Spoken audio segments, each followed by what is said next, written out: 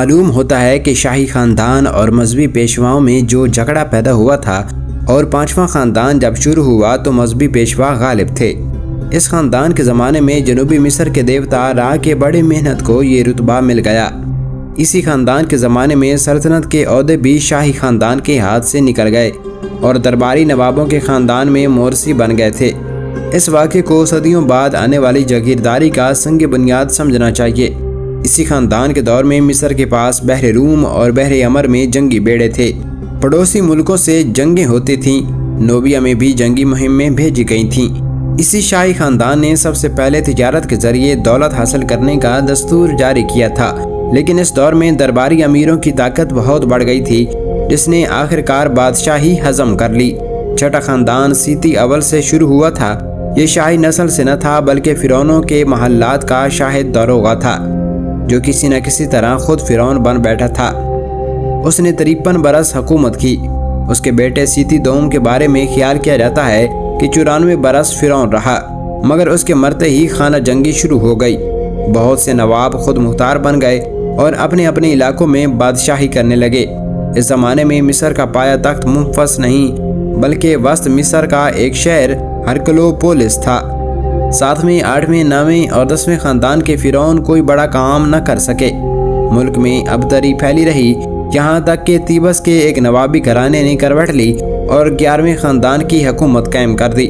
تیبس ایک معمولی شہر تھا، ایک چھوٹے سے راجہ کا پایہ تخت تھا، مگر اب اس کا ستارہ چمکا اور 1000 سال تک مصر پر حکومت کرتا رہا۔ 12واں خاندان 1888 قبل مسیح سے لے کر 2000 قبل مسیح تک شان و شوکت سے حکومت کرتا رہا۔ اس خاندان کے بانی حنیت اول نے فرعون کی پرانی مطلق العنانی اور تاج کی برتری پھر سے قائم کر دی۔ مصر 2 برس تک اس خاندان کی بدولت خوشحال رہا۔ اسی زمانے میں مصری فوجوں نے شام پر چڑھائی کی تھی۔ اس کے فرعونوں نے صرف جنگی میدانوں میں اپنے سورما ہونے کا ثبوت نہیں دیا بلکہ ملک کو بھی ترقی دینے کی کوشش کرتے رہے۔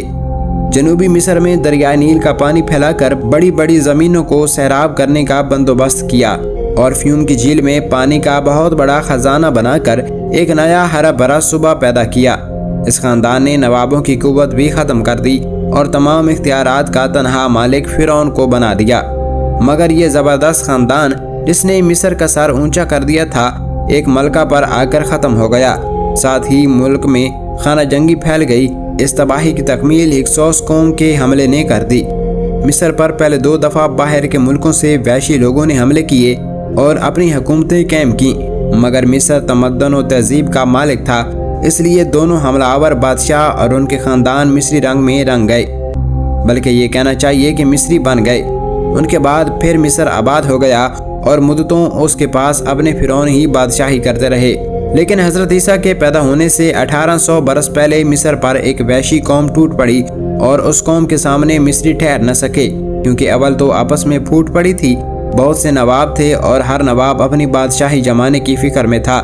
پھر حملہ آور قوم ایسے حربوں اور سامانوں سے لیس ہو کر آئی تھی کہ مصری مقابلہ نہیں کر سکتے تھے۔ حملہ کرنے والے اپنے ساتھ گھوڑے اور رت لائے تھے۔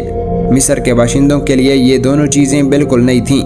مصری اب تک نہ گھوڑوں سے کام لینا جانتے تھے اور نہ ریتوں سے، پھر دشمن سے لڑتے کیوں کر؟ انہیں ہتھیار رکھ دینے پڑے اور مصر غلامی کا شکار ہو گیا۔ اس فاتح قوم کو ہسکیوس کہا جاتا ہے۔ یہ شاہی نسل سے تھی اور اکثر مورخوں کے بقول یہ لوگ عرب کے بدو تھے جو قید سالی کی وجہ سے مصر کے تر و تازہ ملک میں گھس آئے تھے، اور ان کے سردار کا نام سالاتیس تھا۔ فتح کے بعد یہی شخص مصر کا فرعون بنا۔ ہکسوس کا حملہ بے پناہ تھا۔ انہوں نے بڑے بڑے شہروں اور عبادت خانوں کی اینٹ سے اینٹ بجا دی، قتل عام کیا اور مفتو عورتوں اور بچوں کو غلام بنا ڈالا۔ لیکن جلد ہی فاتحوں کا غصہ ٹھنڈا پڑ گیا۔ جنگلی پن سے بھی انہیں شرم آنے لگی۔ مصری تہذیب انہوں نے اختیار کر لی، مصریوں کے لیے مندر بھی بنائے اور ملکی آدمیوں کی طرح حکومت کرنے لگے۔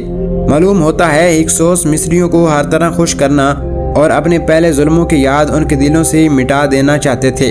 یہی وجہ ہے کہ فاتح ہونے پر بھی ہکسوس اپنے رہن سہن اور شاید دین اور مذہب میں بھی مصری بن گئے تھے۔ مصر کی پرانی راج دہانی منفس کو جس سے پہلے ڈھا چکے تھے، انہوں نے اپنا پایہ تخت بنا لیا۔ اس قدر انہوں نے کئی مصری نوابوں کو اپنے اپنے علاقے میں حکومت کرنے کا حق بھی دے دیا تھا۔ یہ مصری نواب فاتح قوم کو خراج ادا کیا کرتے تھے۔ تو معزز ناظرین، تاریخ مصر کی اس انفارمیٹو قسط کے ساتھ اتنا ہی۔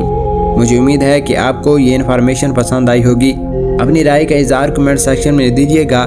ملیں گے ایک نئی قسط میں، تب تک کے لیے اللہ نگہبان۔